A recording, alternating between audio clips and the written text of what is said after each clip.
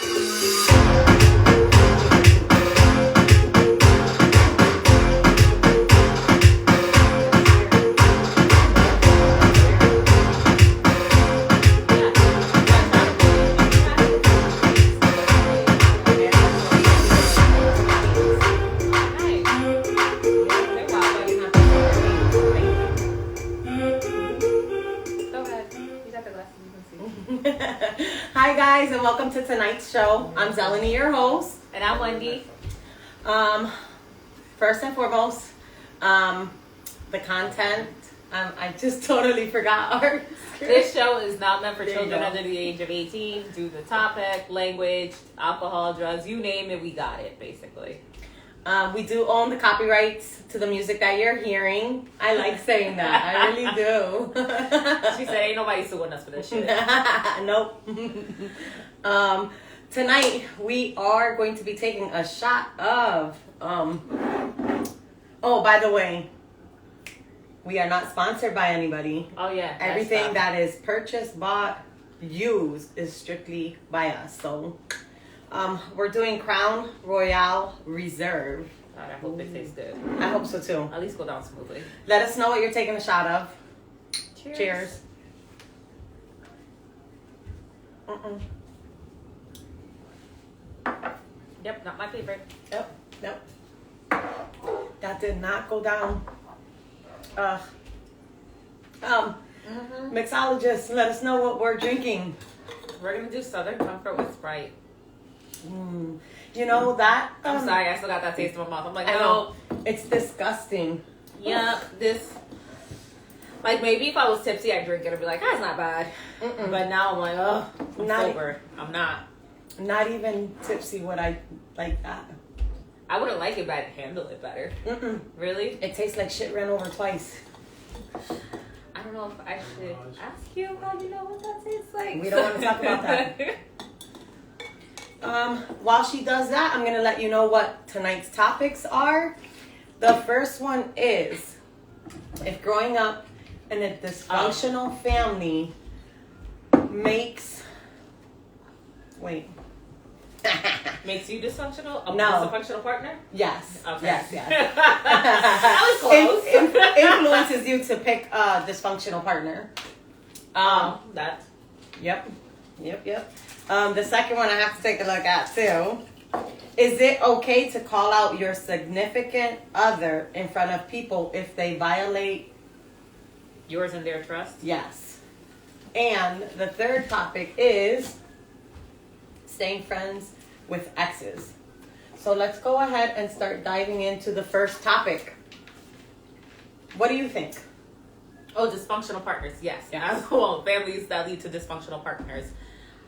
I don't want to say like that one rule applies to everyone type thing. Like, yeah, if you grew up in a dysfunctional family, you might pick up dysfunctional patterns, like, because that's become your comfort zone. That's all you know. So you might seek out certain patterns that you want your partner to have. So if your dad was, I don't want to say a drunk, but if you you grew up in a household where your dad belittled your mom and your boyfriend comes and does it, you might think that's normal and accept it because that's how you grew up learning, like that's how your dad showed your mom love. Right. But there's also people that, wake up and realize this is not fucking healthy, and then they go and work on it and be like, I don't want this for myself, and I'm going to change. And sometimes a lot of people go to therapy. With therapy, they realize that what they grew up with is not okay, and they break that generational pattern. Yeah. That allows them to see what they grew up with that was dysfunctional. Watch your language before we get kicked off of TikTok. Yeah, we don't want to get kicked out again. Is what we can never take nothing seriously. No, but whatever was dysfunctional, whether it was abuse, verbal, physical, Manipulation, yes, mental. yes, Got you. is not okay. They can break that cycle and not find it in the person that they're with, or leave the person that they're with to find something healthy for them. Sometimes people say if children are involved, they want to stay with the partner that they're with. The worst. I think that's the worst because children are so smart that they can see that something's unhealthy. And you don't want your children to grow up, because that's the topic that we're talking about right now. They don't want their children to see that and grow up with that and think it's okay. And again, keep the pattern going down the line. And I mean, people are always like, oh, the children, we want 2-parent households, the white picket fence, they want like the whole dream for their child. They want their child to have both parents in the house. And I understand them wanting that, but realistically, is it healthy for them? And it's not just like, oh, well, they're a baby, they really don't understand. Like, it's been proven that younger, even babies and infants, toddlers, whatever, like, they may not fully grasp and understand, but they do pick up, like, emotional vibrations and cues. So they know when you're upset and when you're mad, because they feel that. Yeah. So you are impacting them some way or another. Even when two adults are having discussions that could be intense, children of the age of 10, 11, 12, they can see that. Oh, yeah. Even, because, I'm Hispanic. Obviously, everybody knows that. You can, sometimes I get asked if I'm white, but you know how you talk loudly? Yeah. Oh, God, so yeah. When me and my significant other were talking loudly in a different language, my child, the youngest one, will come over and he'll look and then make sure it's not a fight. Yeah, and he'll step back and I'll be like, "What?" And he'll be like, "Are you arguing?" And I'll be like, "No, we're just talking." But because generally we speak loud, they think that. So they're picking up on stuff that you think they're not, and they're taking it with them. And they're thinking okay, maybe this is okay in between that. And no, it's actually not.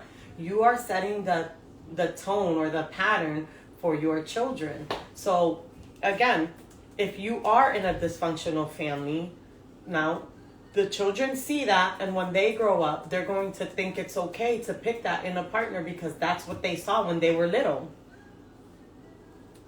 It is. I mean, that's why you hear comments about that you must have grown up without a mother's love, or you were spoiled by your daddy and stuff like that, because whether we realize it or not, little traits trickle through in our everyday life even as we get older. Unless we consciously and mindfully try to change it or work on it, it sticks with us. Yeah. What was that? It was it's different, not something you like. Yeah, I'm more of a sweet and fruity type of person. This isn't really fruity.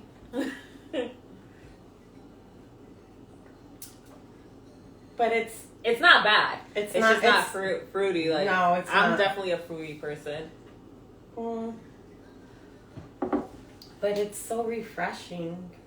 It is light. That's what I'm saying. It's just different for me. Now, let's say if you were raised in a family where, let's just say it was okay for the parent, whether it was the mother or the father, because you know there are women that tend to beat the father, you know, or the mother to get beat. Do you think that is what the person tends to look for in a relationship? I don't think about tends to look for it in regards to physical abuse, but if it happens, I think they might be more willing to accept it because it's normal for them in a household, or they might be the abuser themselves because they're like, oh, it's okay to express myself with my hands or whatever because that's how I grew up. Okay. So it's funny because everyone's always talking about generational curses and how it's up to us to break it. But there's no way you're going to raise anyone. Like, there's not going to be a person in this world trauma-free. There's always going to be, we're going to always inflict some type of trauma onto our children and so on and so on. So it doesn't matter how much we learn and change because each person is different. Each person's style of love language is different. And until we learn, even if we do learn and listen to it and try to meet their love language, we're still going to inflict some type of trauma. There's no possible way for us to be perfect, basically. So whatever trauma we inflict, even though we try to change from our parents, they're going to walk away with something. And then they're going to try to change it, and their child's going to walk away with something because we're not perfect. Or even if what do you think of, even if they change that trauma that they faced when they were younger, what do you guys think as far as they changed this, but they still had this? I mean, and that's the other thing. Like, there are multiple traumas, multiple, like, dysfunctionalities. So it's not like one shoe fits all type shit. So you and I could have, for example, grown up in the same household where you might have taken something different and I would walk away with something different, like a different type of drama. It doesn't mean we're both going to seek the same partners. We're just going to be, we might view things differently because we're like, oh, this is acceptable. It's like when people have like parents that are drunks or whatever, alcoholism. You either make the decision to drink and know you put yourself at risk of alcoholism, or you decide I'm never drinking a drop of liquor because I'm going to break that. It's a choice. Okay.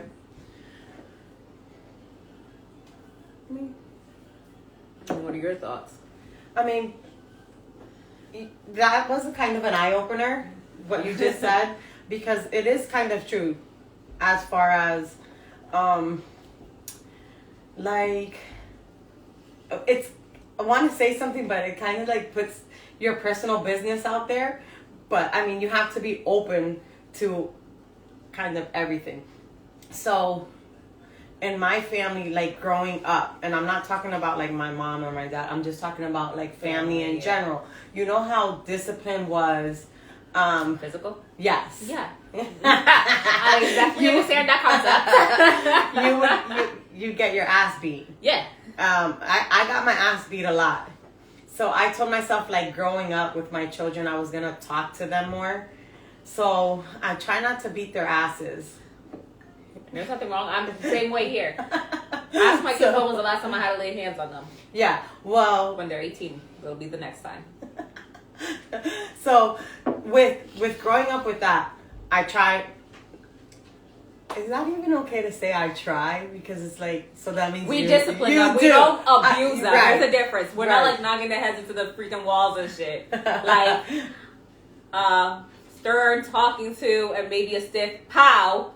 Like pop. Don't do it again. Like I popped my kids. Like, we ain't biting them like the hoodlums are from the street though. Like, it ain't that type of stuff. Like I do. I'll pop my kids. The oldest one, he doesn't get popped because he's almost 18. I just talk to him sternly. So that's something that I chose to not do with my kids. I'll pop them every once in a while. So now my thing is, do I yell at them too much? So now did my children get the bad part of getting yelled at too much? They didn't get popped a lot, but now did they grow up being yelled at too much? So now with them and their children, will they yell at their kids too much? Or now, are they going to find an alternative? Like, I don't want to yell at my kids so much because I got yelled at a lot for it. So that's now something. Or with their partners, instead of communicating, will they yell at their partner? That's something now I'm thinking about, like, because I yelled at them so much growing up. They think it's okay to scream and yell at their partner instead of communicating, talking, sitting down. That's something now that I'm thinking about as we're having this conversation. And that brings, like, that kind of makes the point of what I was saying. Like, there's no way we're ever going to, like, as much trauma we try to avoid and prevent, we're always going to cause some type of trauma.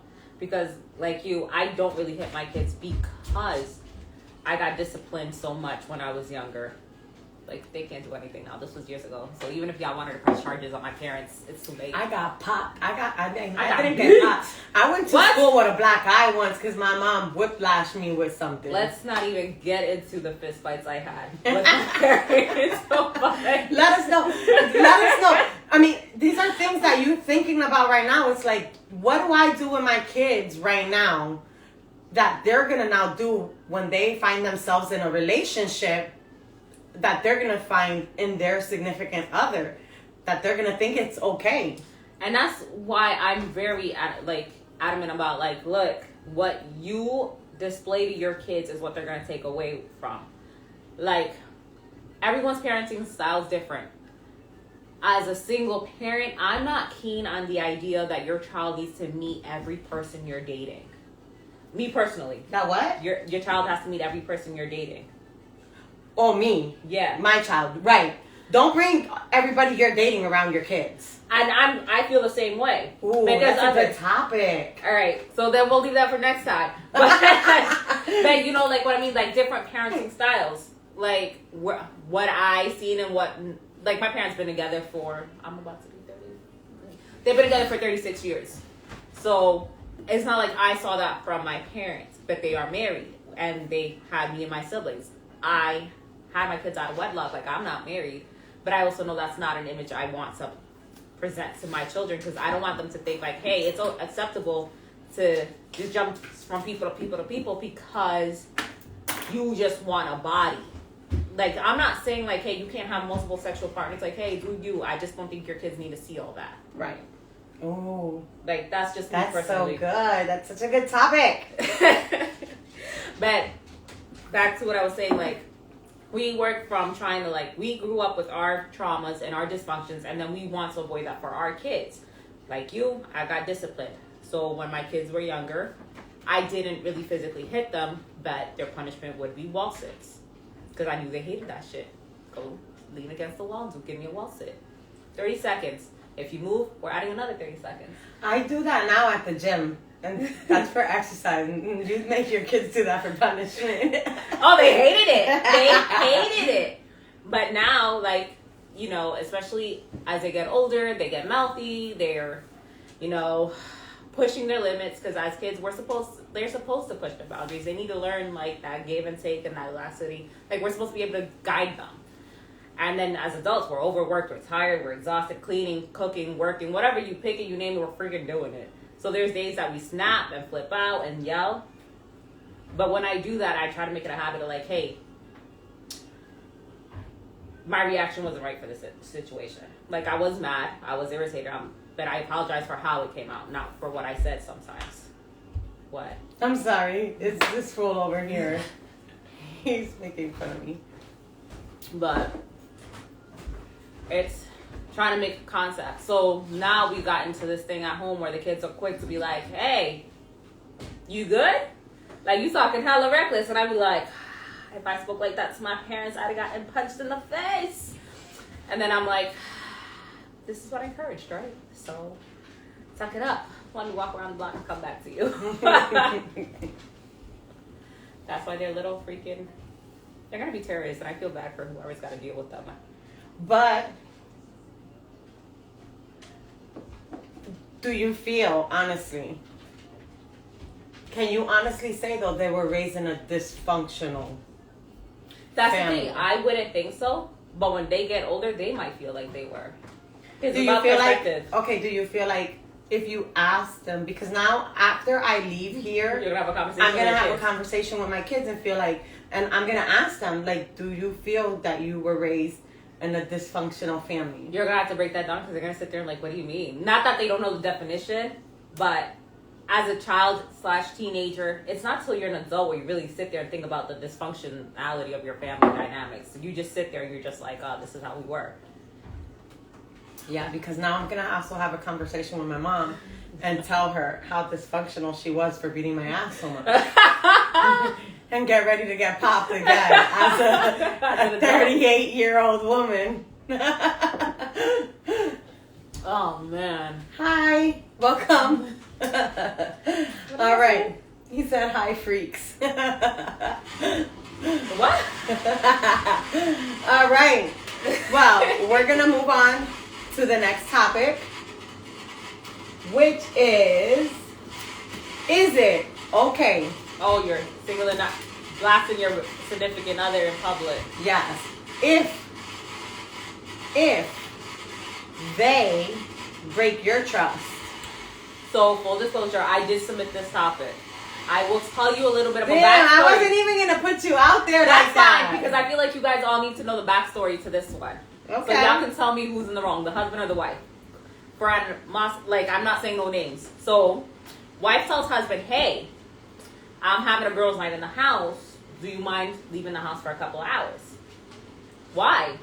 Why do I need to leave? Can't I just stay? No, it's girls' night. We want to talk and vet and stuff like that. We'd rather you... Well, can't you go somewhere else? Yeah, but we'd rather do it in house. All right, fine. So he leaves. They're having girls' night. She's, giving drinks or whatever. She goes over to, by the TV stand or whatever, and she finds a recorder. Oh. The husband was recording their conversations. Listening in. That's so bad. So the wife sees this and is like, what the... So this is... The people at her house are all, family and closest friends. It's, 5 girls tops. So she mentions, oh, my God, my husband was fucking recording us. So she calls her husband. Her husband comes back. Wait a minute. Okay, wait a minute. So he knew a couple days before she was going to have girls' night. And he planted the recorder. So, okay. So she called, because he stepped out. So she calls him. He comes back. And he's mad at her because she's reaming him over the coals in front of them. Woo. She's like, how can you violate our trust? And blah, blah, blah. How could you do this? And he's pissed at her because he's like, why are you, embarrassing me? Why can't you talk to me about this privately? And the friends leave, and they're like, I don't know if we feel comfortable enough to come back. Our trust and privacy feels kind of violated and breached. And they're all looking at him, side-eyed, ugh, ew, what's wrong with you? So he's feeling extra mad now because he's getting looks too. So as soon as they all leave, he's like, what kind of person are you? You're supposed to be my wife. And what you guys were saying wasn't even that bad. I don't know why you felt the need for me to leave. I could have been here for your girls' night. And she's like, that's not the point. Wait a minute. So this recorder, he could hear it wherever he was. Yes. And she's like, that's not the point. The point is you violated my privacy and theirs. We were venting and talking. This wasn't information we wanted you to know. So it's not like he had to come back and play it and hear it later on. He could hear it wherever he was. So I think he's just been being a kind of a manipulative piece of shit and flipped the script to make her feel guilty. Yes. But now, because the way he did it, she's questioning herself, was I wrong? Should I have waited till my friends left and then addressed him? Or should I? Go ahead, keep going. I'm sorry. So that's basically... It's just coming out. It's coming out as you're saying. So that's basically it. He's pissed at her for putting him on blast. And she's now starting to question her own, maybe I should have waited. Was I wrong? She knows what he did was wrong, but she's questioning, if she was wrong in her approach in handling the situation. I was like, she's a better person than me, because I probably would have fucking punched him in his goddamn throat. But... Number one. Okay. So, as you're saying this story, why wait to address the situation when he gets home? He violated their trust. They have a right to know. He heard everything they said. Yep. It wasn't only her information he heard. it was theirs as well. So they have a right. And if they want to ream them out, they should be able to. Right. Fuck it. They have a right to, I don't even know how to say this. Reclamarle. I don't know how, I'm sorry guys. I'm sorry. I don't know how to say that in English. I think it might be exclaim. I'm not sure. No? Reclamar. I don't know. Well, they have the right to reclamarle. Like, bro, you just listened to what I said without my permission. I'm pretty sure if they wanted to, they could probably press charges or something. I feel like that has to be illegal. Yeah. Number one, it is illegal. Because if you record someone without their consent, it's illegal. Right. And I probably would have waited till he came home to punch him straight in his balls. So he couldn't. Because, granted. Can you imagine if he would have came home and it was just a line of girls just kicking him in the balls? Because, number one, maybe you didn't hear anything that was confidential, but what if you did hear something that was confidential? What if that one of the girls that was in the room decided to say something? Like, I'm going to witness, like with Sec, I'm leaving, I witnessed a murder.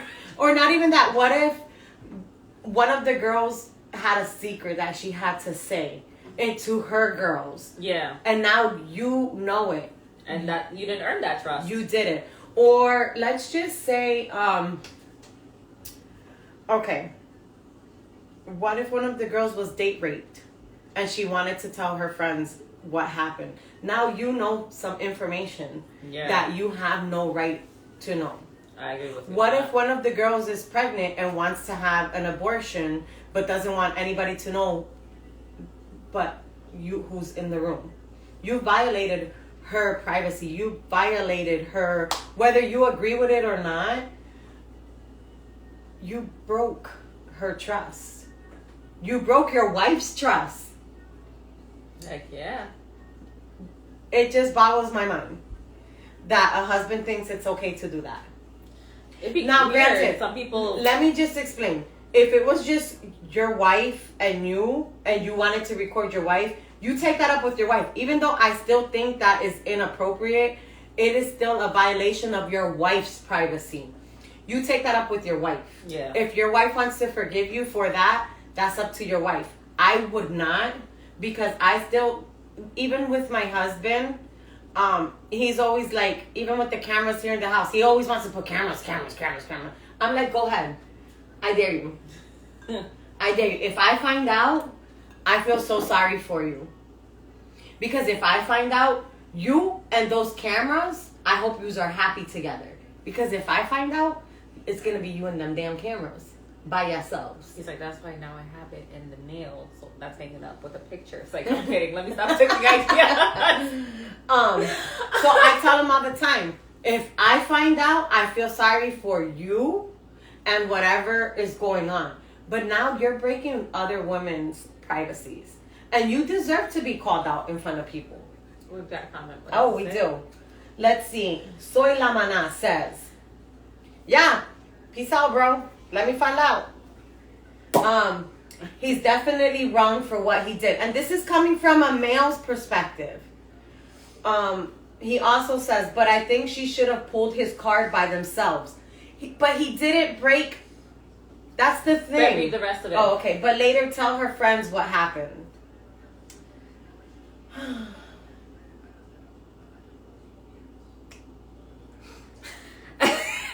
It's like we're both just stuck thinking about his thing. What's the difference of telling them, like, I understand you don't want to have the argument in front of your friends with your husband. Well, why wait till later? Like, what's your thought process? Like, explain it to me. Like, maybe if I understand where you're going with this, I can agree or disagree. Because right now, I'm like, I really don't see a difference whether I yell at you in front of them or without them because you fucked up point blank. I kind of want to understand. Like, help me understand what do you mean? Because, I mean, they deserve the right to know right then and there. So, he says she would have won the argument from the gate. So are you saying because she yelled at him in front of her friends, she lost the argument? I don't think they're it's on even plans. Like, I wish we had one of those call switches. That would be so awesome. Like we could be Like, welcome to B104. Yeah. Yeah. Because I don't think this is a situation for me of winning the argument. I don't think I want to win the situation. It's not winning or losing. I feel bad for my friends. My husband just violated their privacy. And when I say my husband, I'm not talking about mine in real life. I'm talking about the situation that Wendy is mentioning. Because it was a bitch move, and no woman should let anybody know what bitch move your husband did. He's a bitch for doing it. I agree with you on that one. It was a bitch move, but it wasn't just her privacy he violated. I understand you said say later, but at the end of the day, they're going to know still, so it really doesn't make a difference. They're still going to give him that weird look. They're still not going to trust him. Like, that same feeling is still going to be there. It's not going to change whether I call him out in front of them or if I tell them later separately. The only difference is they don't get a chance to say their piece to him. Because not only did he ruin my trust, now every time they come to that house for whatever reason, they're not going to trust me. They're not going to trust me. They're not going to trust the environment. They're not going to feel safe because they're not going to think they're going to be able to say stuff. Whether our kids could be the closest, and they're going to start questioning, like, do I want to send my kids? Because if he records that, who's to say there's not a camera? What else is he recording? Does he record everything? You start questioning everything. So me telling you later, like me telling my friends later, doesn't make the situation better, because they're like, so you knew and you didn't say anything till later? He becomes a creeper. That too. Yeah, but then it also impacts your trust and relationship with your friends, because they're like, so why'd you wait to tell me later? Like, this is awkward. Like, if you knew, like, or did you know the whole time? Like, was this a setup? Like, why'd you wait? And how long would you wait to tell them?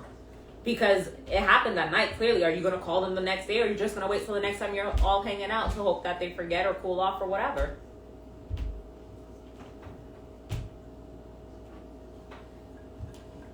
We're just waiting for more of the comments to just making sure. Yeah. More of the comments to come in, that way we can fair enough point. I don't know. I think in that situation, I probably wouldn't even have stayed in the house that night. There's no way I could look at you, sleep in the same bed with you without wanting to fucking strangle you with a pillow, like suffocate you or stab you, because I'd be so pissed. So fucking pissed. Jill look mighty nice right now. I mean, how do you trust him from here on out? Like, what else do you have? What do you have in the car? Do you follow me? Do you watch me where I'm at? Like, when I go out with my girls, are you, like, stalking around the corner? Are you behind a tree? Are you in a friend's car?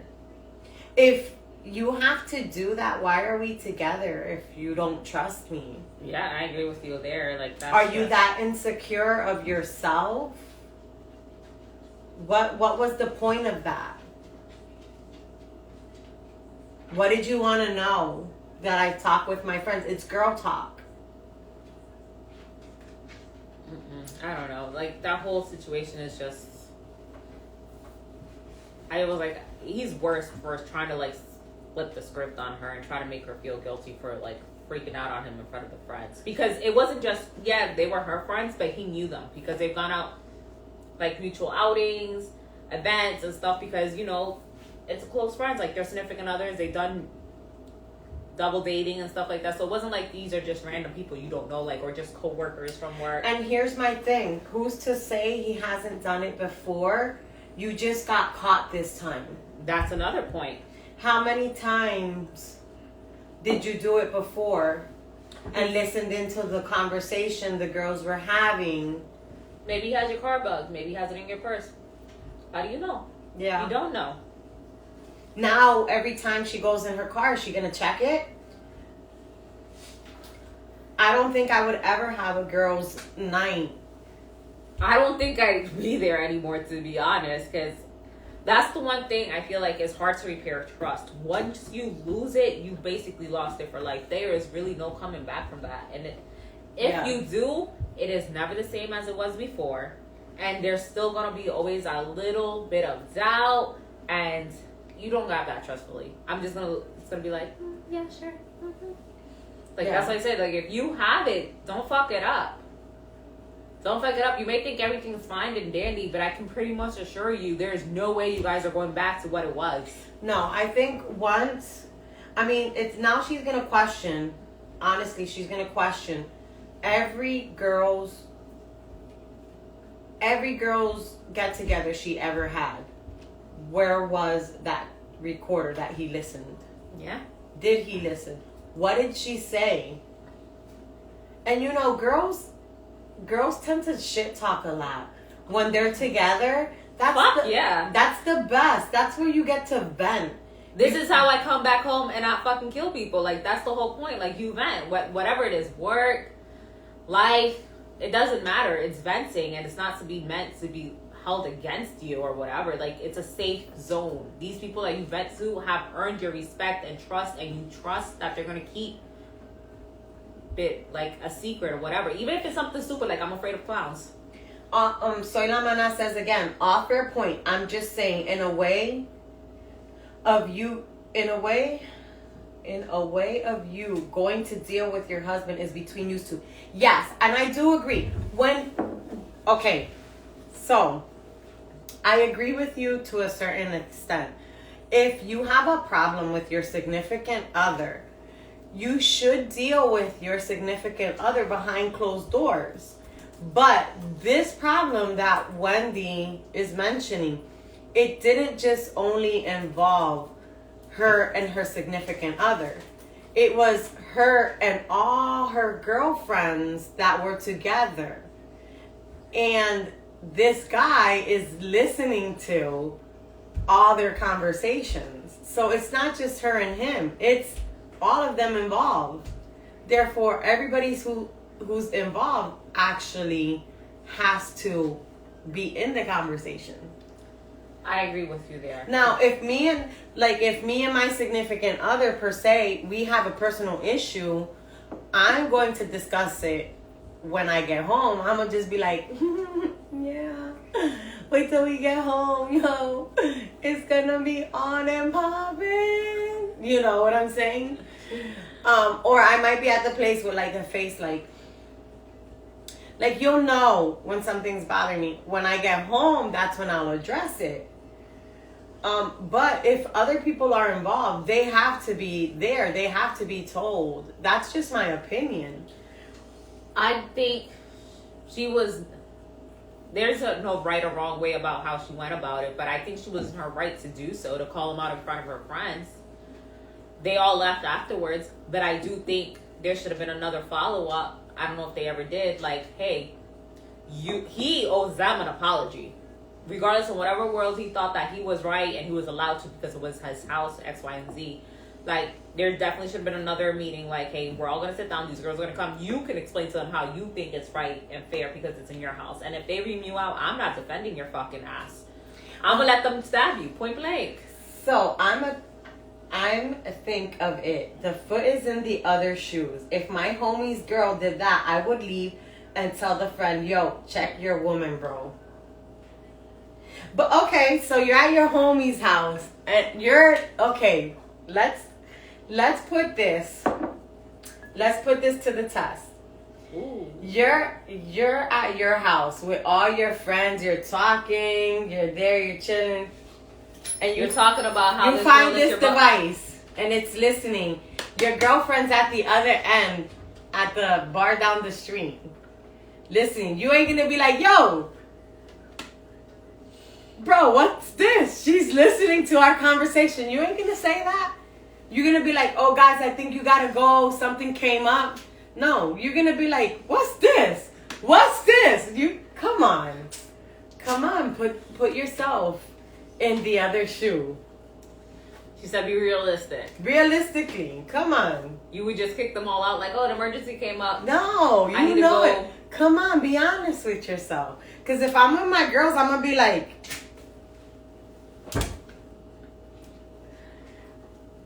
I'm going to tell them. And they're going to be like, what? I'm not going to be like, I'm not going to lie. If you tell me some shit, I'm going to say hella crazy shit just because I know he's listening. Yeah, I'm going to be like, so guess what, ladies? I met this guy, but I'm be like, yo, he put me on top of the dresser. From the dresser, he threw me to the bed. From the bed, he threw me in the shower. He threw me from the shower to the back. Like, look, you see this bruise? You see this bruise? I'm be like, I've been trying to hide this hickey. Come on. I'm going to do it. And then they're going to be like, what, girl? I'm going to be like, the clown is listening. The clown is listening. I'm going to do it. Come on, let's be honest. If we could be honest for 1 minute, let's be honest. I'm not going to be like, ladies, I'm feeling kind of sick. Y'all got to go home. I got to talk to Devontae. Who the Devontae? I don't know. I just said the name. Keep my comments myself. Come on. All right. No, you're such a liar. I know you're such a liar. Well, you know what? On. Actually, he might not be. Because he is more laid back. Yeah. Not confrontational. So he might not be lying. He might actually handle it that way. So we're going to give you the benefit of the doubt. And say you're going to handle it that way. You know what? Knowing him, he will come. He'll be like, yo, Zell, I need you to come here. I need you to come here because I'm about to do something crazy. But would you tell your friends? And how would you address it? How would you tell them? Would you try to, like, say it gently, like it's not a big deal? Or would you just straight out give them the facts of what it is? Guys, I'm sorry. I use a lot of chapstick because I have, like, a dry. My lips are always dry. And I don't like dry lips. So I got that question was, why do you use so much chapstick? I was like, He is very laid back. He is. He is laid back. That's why I'm like, let me see. No comments. Okay. What? No comments? Come on, guys. We do. Come on, TikTok. You do have comments. I see you sending the likes. We want to know your comments. We don't like you being quiet. Yeah, you would tell them? It would take you, how long would it take you to tell them? Because I know it would take you a long time. That I do agree on. I don't think he would tell them right away. No, he'd be like, damn, yo, how do I address this? How do I tell them? But you so full of shit. You would not say it like that. Yeah, he probably would. Yeah, he would say it like this. He would bring up his hat. He'd be like, let me tell you what this chick did. To you, but you think he'd say it like that to his boys as well? That's the difference. Yeah. I mean, to you, yeah, but to his boys? Because it's their trust that got violated. The next meetup. Yo, you wrong for that. No, let me tell you what. The next meetup, let me tell you. I'm pretty sure the next meetup would not be at his house. He makes sure it would be a long time before. He's like, it's gonna be at the bar. Everyone's like drunk, and he's like, so remember the last time we were at the house? My girl was listening in our conversation. Here, I got a shot for y'all. All right. Sorry, guys, we ran out of time. But if you still have a comment to say, on this topic, we want to hear from you. Send it to the comments. We still want to know. All right, we're going on to the next topic. Friends with your ex. Friends with your exes. I don't know. Not at the house. Yeah, ain't nobody coming to your house. You ain't inviting nobody to your house again. We knew that. All right, staying friends with exes.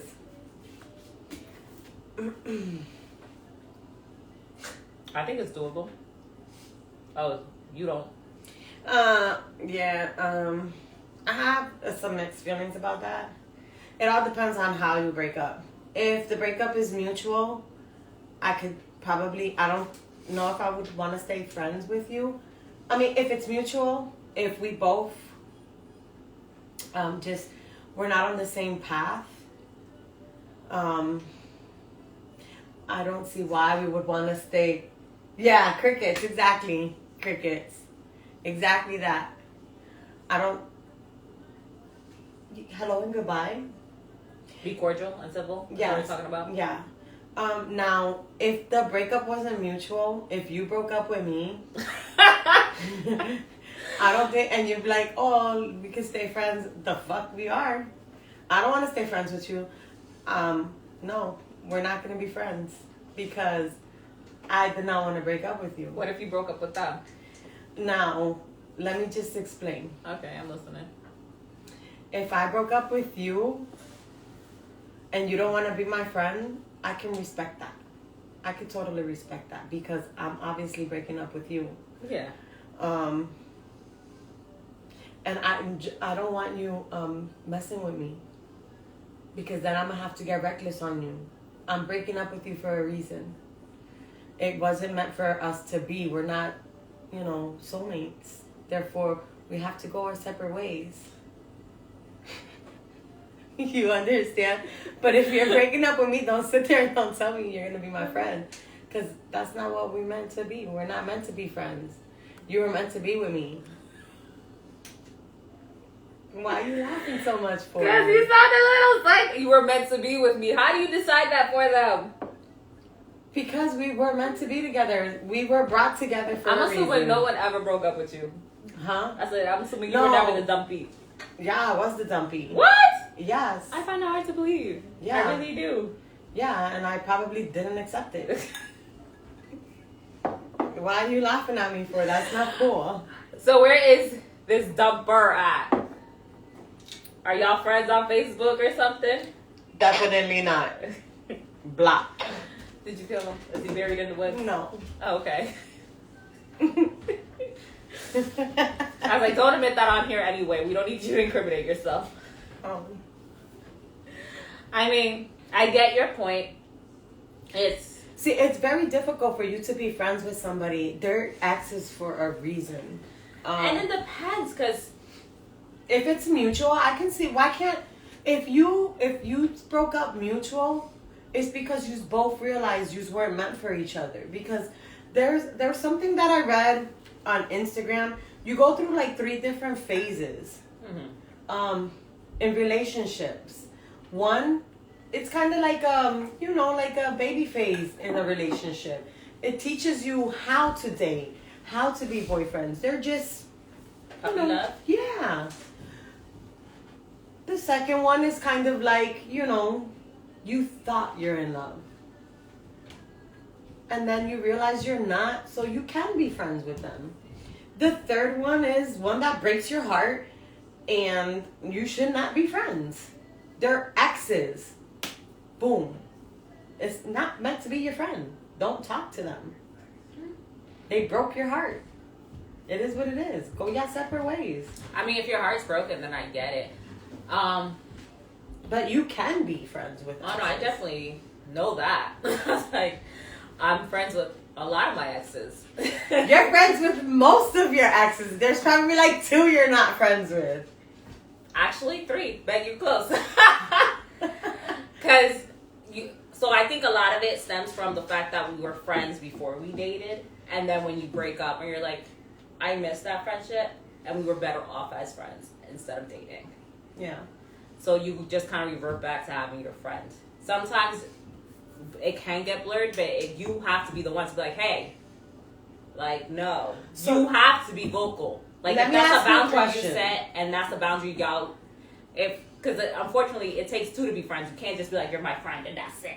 Yeah. So if you let it be known and they accept it, they're going to have to accept the boundaries you set as well. Let me ask you a question.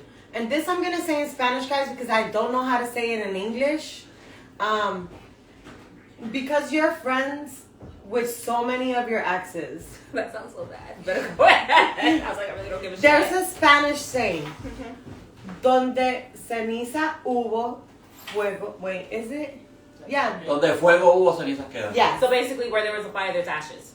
So do you believe in that?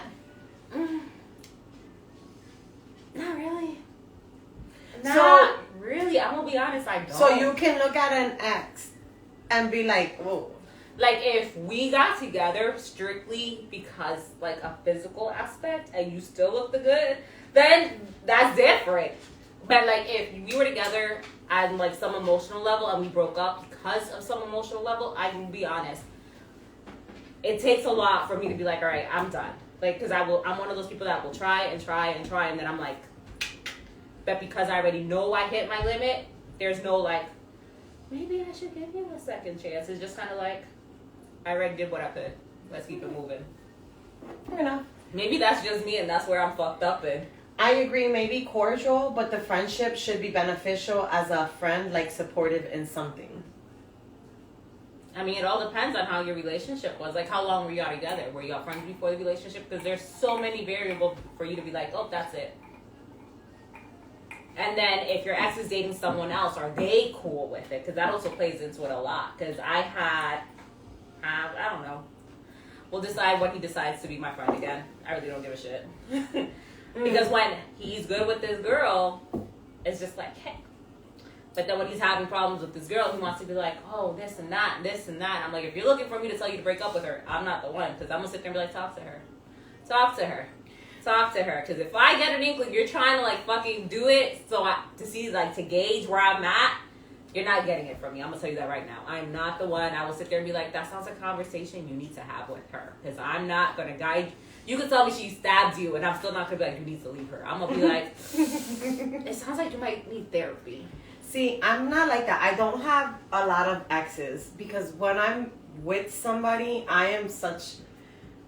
I don't want to say I don't have a lot of exes. I'm with somebody. I'm with them like for a long period. For a long period of time. I'm very emotional. I wear my heart on my sleeve. I give it all. So therefore, I cannot be friends with exes because I'm like attached. Like I'm yours. So here's I don't want to say I'm not a leech, but you're emotionally invested. I'm with you. When I'm with you, I'm with you. Therefore, I'm there. So if we separate, I can't physically or emotionally be friends because we're done. Yeah. I mean, that's just how it is with me. So here's my thing. Everyone here is, oh, friends with exes. Like, you automatically think, like, we broke up and we're friends tomorrow. That's not how it works. I'm going to tell you that right now. There's usually a time period where you guys are not speaking to each other at all. Like, you guys are not in each other's life for the most part or anything. It takes a while to get to that friend part. Now, if you still have feelings for them, do yourself a favor. Do not be their fucking friend. Like, it is selfish of you. Because if they're over it and really are seeking a friendship and you're just using it as a way to get back with them, you are being the biggest kind of fucking dick there is. Yeah. Like, don't do it. Like, if you're like, I miss you as a friend. Because sometimes people are better as friends than they are boyfriends. Right. Because they don't meet your emotional need, your mental need. Because it's not just about, like, I love you. Love is not enough to make shit work. It's not just respect. It's communication. It's, like, goals, where your path is going. There's so much that factors into a relationship. So if your needs are not met on multiple levels, they may not be ideal for you as a partner, but as a friend, they could be it. Like, you know, like, oh, they're supportive. They'll help me if they need to. You know, they're not bad. It's just we didn't work out in that way. Right. But you have to be realistic. There's not something you could sit down and be like.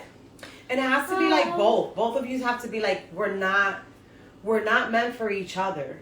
Like, you can, and I constantly say it all the time. You can love somebody, and love is not enough. And if both of you realize it, you can be friends. And if both of you see that, okay, then maybe the friendship path is great. But if one person does have love, the other person doesn't, you cannot be friends. It's not going to work because one is okay being your friend while the other person's dying inside. You aren't going to be friends. And it's not just that, because a lot of people confuse complacency for love. It's just because they're familiar. They don't, like, people have a fear of starting over, fear of the unknown. So a lot of people revert back to what they know. And it's not even like they love anymore. It's just you're familiar. They know you. So they'd rather deal with that than have to start all over again. Right. So it's not just as simple as like, all right, it's done, we're friends. It's a lot of work, like figuring out what you want, what you're looking for in your relationship, what it is about that person. Because if it's just complacency or familiarity, then just be friends. But if you're looking for something else, if there's really love or whatever the fuck you want to call it, feelings, emotional attachment, I really don't care, and it's something that you think it could be worked on, then seek couple therapy. If it doesn't work, then you know it's not going to work because there ain't shit else for you to do. Right. Yeah, I agree. Facts. I agree. Facts. I think that's the reason why I have decent like friendships.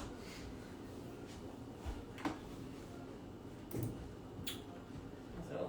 Oh yeah, sorry. I was like, what happened? No, but how many of you guys are friends with your exes?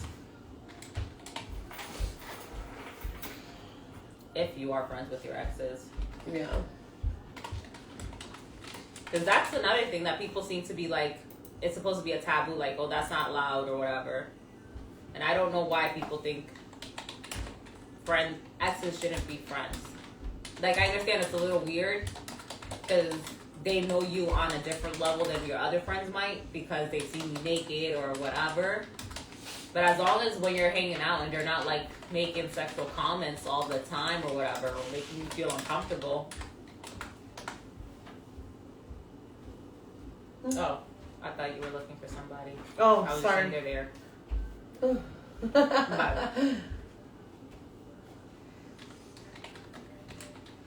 I'm trying to see if anybody has written us.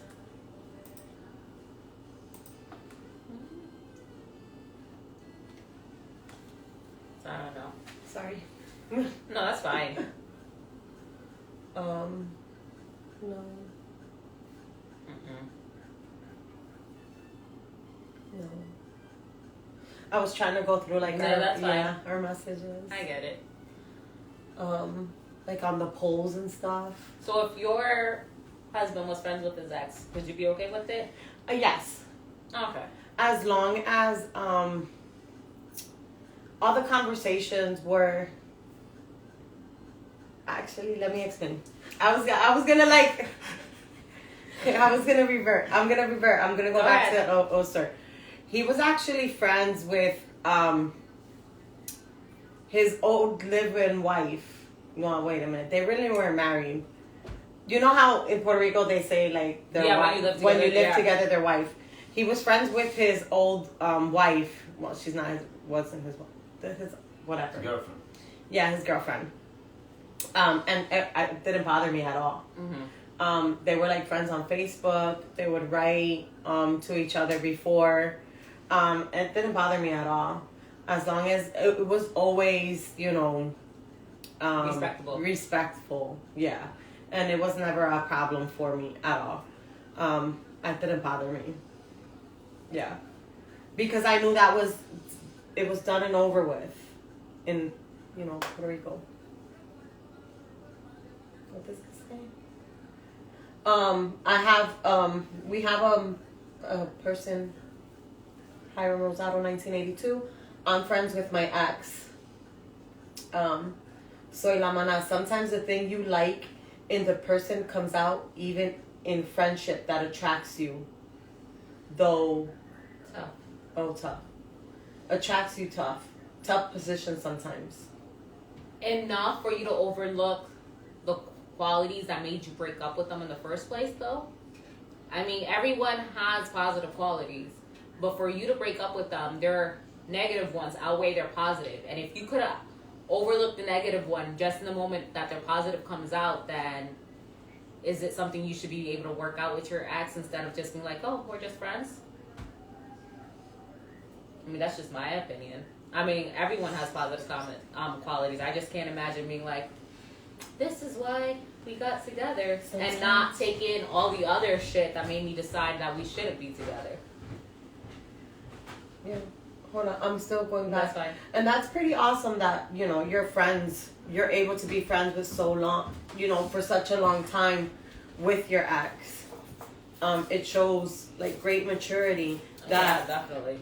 It shows great maturity that, even though, yous aren't together, yous can be friends for so long. And I'm trying to, sometimes the thing you like in the person comes out even in friendship. So basically the first thing that might have attracted you to them. Oh. And then when you're friends, you see it resurface again. Oh, so that's so bad. That's what he's saying. You'll get attracted again to them. Oh, that is so bad. But I'm saying, like, yeah, that attraction is there because it didn't disappear, like, that positive that made you attracted. But if you've been with someone, you're going to remember all the negative that made you break up. Yeah. No, and let me tell you what. I mean, I mean, I look at like, I mean, I don't think there's an ex that I look at. I mean, there's exes that I have that I've looked at and I have been friends with